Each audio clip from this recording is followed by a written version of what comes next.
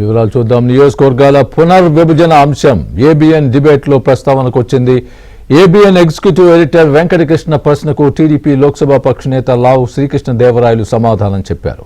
2029 ఆ తర్వాత ఎన్నికలు జరిగే రాష్ట్రాలకే డీలిమిటేషన్ వర్తిస్తుందని స్పష్టం చేశారు. 2028లో జరిగే తెలంగాణ ఎన్నికలు పాత అసెంబ్లీ పార్లమెంట్ స్థానాలతోనే జరుగుతాయన్నారు. అలాగే ప్రస్తుతం ఉన్న చట్టం ప్రకారం తెలంగాణ ప్రభుత్వం గడువు పెంచే అవకాశం లేదని అన్నారు. డీలిమిటేషన్ కు సంబంధించి 2029కే డీలిమిటేషన్స్ తో ఎలక్షన్స్ జరుగుతాయి అని అంటున్నారు. ఇది కరెక్టేనా?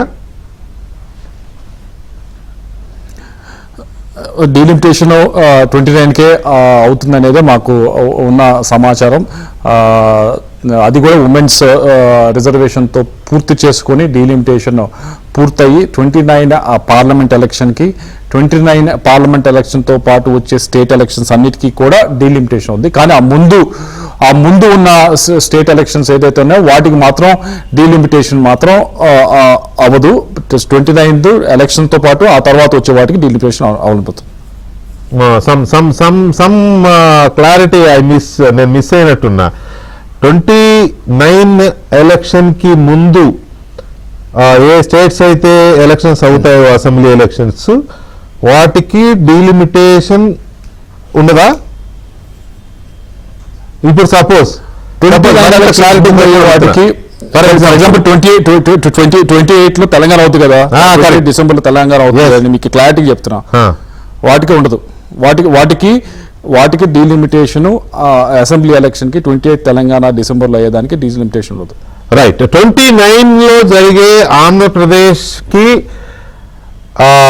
పార్లమెంటు స్థానాలు 50 పెరుగుతాయి. 25 ప్లస్ 12 13 యాడ్ అవుతాయి. రైట్. 37 38 ఓకే పార్లమెంట్ స్థానాలు 38.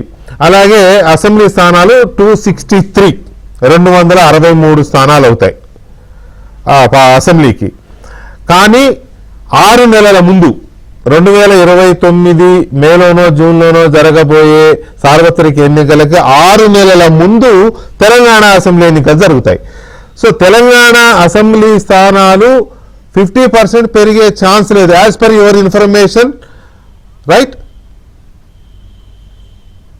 యాజ్ పర్ మై ఇన్ఫర్మేషన్ కాదు అది, దాంట్లో డీలిమిటేషన్ చట్టంలో ఉంది. నా ఇన్ఫర్మేషన్ కాదు అది. Oh my God. అంటే 2028లో జరిగే తెలంగాణ అసెంబ్లీకి జరిగే ఎన్నికల్లో తెలంగాణ అసెంబ్లీ స్థానాలు పెరగవు. ఒకవేళ ముఖ్యమంత్రి రేవంత్ రెడ్డి గారు చెప్తున్నట్టుగా తెలంగాణ అసెంబ్లీ ఎన్నికలను జరపకుండా 6 నెలలు ప్రభుత్వ గడువును పొడిగించి సార్వత్రిక ఎన్నికలతో పాటు జరిపిస్తారు అని ఆయన అంటున్నారు. అది జరిగే అవకాశం ఉందా? అప్పుడు జరిగితే సార్వత్రిక ఎన్నికలతో పాటు పార్లమెంట్ ఎలక్షన్స్ తో పాటు తెలంగాణ అసెంబ్లీ ఎలక్షన్ కూడా వచ్చి జరిగితే అప్పుడు ఎస్ వాళ్ళకు కూడా డీలిమిటేషన్ అవుతుంది.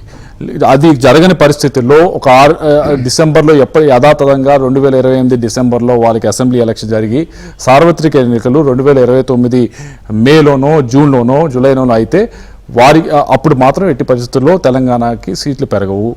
One final question. 2028లో అసెంబ్లీ ఎన్నికలు జరిగే రాష్ట్రాల కాల పరిమితిని 2029 సార్వత్రిక ఎన్నికల వరకు పొడిగించే అవకాశాలు ఎంతవరకు ఉన్నాయి? అది పొడిగించడానికి అవదు కదండి. దానికి రాజ్యాంగం చేస్తే ఒప్పుకోదు. చేస్తే ప్రెసిడెంట్స్ రూల్ పెట్టాలి. ప్రెసిడెంట్స్ రూల్ పెట్టి 6 నెలలు నడపడం అనేది కొద్దిగా ఇన్ని రాష్ట్రాల మీద మరి ఆ రోజు పరిస్థితి ఆ రోజు ఏమవుతుంది అనేది అది ఆ రోజు చూడాలి పొలిటికల్గా. కానీ మామూలుగా అయితే 6 నెలలు ప్రెసిడెంట్స్ రూల్ పెట్టి ఈ రాష్ట్రాలన్నింటినీ కూడా అక్కడ దాకా కలిపేదానికి అంటే ఒకటి నడుస్తూ ఉంది. మరోవైపు మీరు చూస్తూ ఉన్నారు 1 నేషన్ 1 ఎలక్షన్ అనేది ఒకటి నడుస్తూ ఉంది. ఒకవేళ దాంట్లో భాగంగా వీటిని ఏమన్నా 2-3 నెలలు 3 నెలలు చేసి సార్వత్రిక ఎన్నికల్ని వెనక్కి తీసుకొస్తే అప్పుడేమన్నా 2 కలపచ్చా అంటే దానికి చాలా ఎక్సర్సైజ్ చేయాల్సి ఉంటుంది. ఉంటుంది. అది నేను ఇప్పుడైతే నా దగ్గర దానికి సంబంధించిన ఏమి ఇన్ఫర్మేషన్ లేకుండా నేను మాట్లాడటం అనేది సరిగ్గా ఉంటుందని నా భావన. కానీ నేను చెప్పదలిచేది ఏమిటంటే ఏదైతే డీలిమిటేషన్ చట్టంలో ఉన్న దాని ప్రకారం అయితే సార్వత్రిక ఎన్నికలతో పాటు 2029లో వచ్చే పార్లమెంట్ ఎలక్షన్స్, వచ్చే అసెంబ్లీ ఎలక్షన్స్కి మాత్రమే, దాని తర్వాత వచ్చే అసెంబ్లీ ఎలక్షన్స్కి మాత్రమే డీలిమిటేషన్లో సీట్లు పెరుగుతాయి.